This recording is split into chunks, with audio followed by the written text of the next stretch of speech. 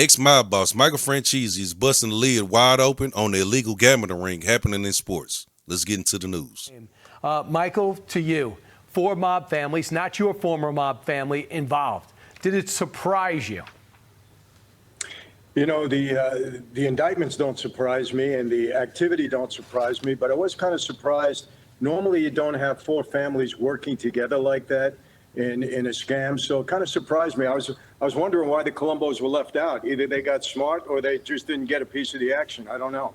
1963, Pete Rose came into the game of baseball. The mob's been around all the time. Right. And you're talking about 40, 50, 60, 70 billion dollars. I would argue, Michael, that's why they're working together now. They recruited me out of prison, you know, to come and speak to all the players, both in the NBA, the NFL, and MLB.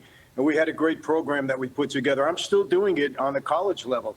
You know, this year alone, I spoke to a couple of universities, and none of this surprises me. You know, Brian, You got to understand this about Cosa Nostra, about the mob, my former associates. Prohibition was huge back then. We made a lot of money, but it had a short run. It was 10, 11 years. I was in the gas business, defrauded the government out of taxing every gallon of gasoline, had about an 8-year run on that. You know, they come and go.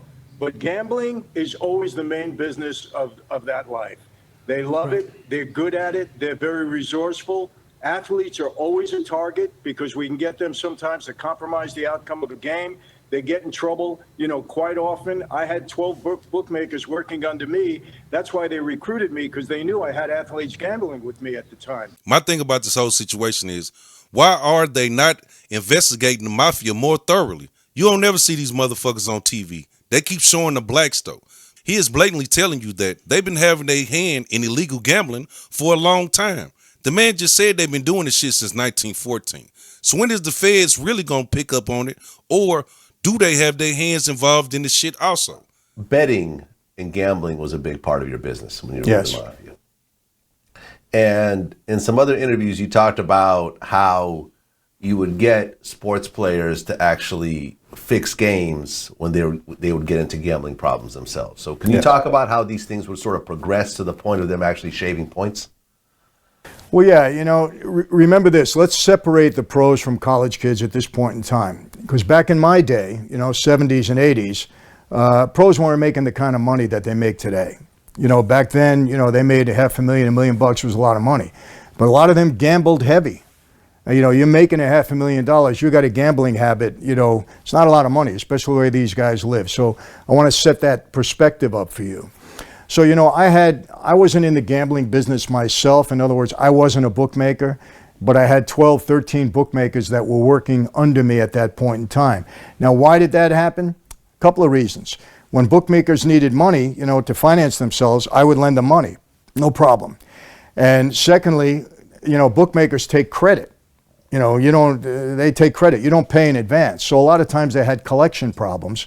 So they would come to us to help them collect. So a bookmaker always is associated in some way, shape, or form with organized crime if they handle any kind of decent action, right? Okay, so I had all these bookmakers working for me, and they had a lot of athletes gambling with them. Not only athletes, but personnel, you know, involved with the various sports. So I'll give you an example. You know, I would have a bookmaker call me up and say, hey, so-and-so is playing with the Jets, the Mets, whatever team you want, and he's into me for 50 grand. You know, what do you want me to do? You want me to cut him off? And my answer would be, why would you cut him off? You're taking an entry on a piece of paper. Let him get into you for 250 grand, 300, 400, and then bring him to me, and I'll resolve it. And that's what would happen. You know, they'd get in there over their heads. They'd come and see me and say, hey, I guess you didn't know, but you know, this is my operation. You're gambling with me. So here's the deal. You owe me $250,000. How are you going to pay? Seems like to me they get you in a compromised position to where you can't pay them back, and then they start demanding shit from you. You know goddamn well you're not going to fight them off if you're a fucking basketball player and you're going up against the mafia. So they are using illegal schemes and scandals to throw these games. Just me personally, I think they both got their hand in this shit. This shit been going on too long and nobody's putting a stop to it.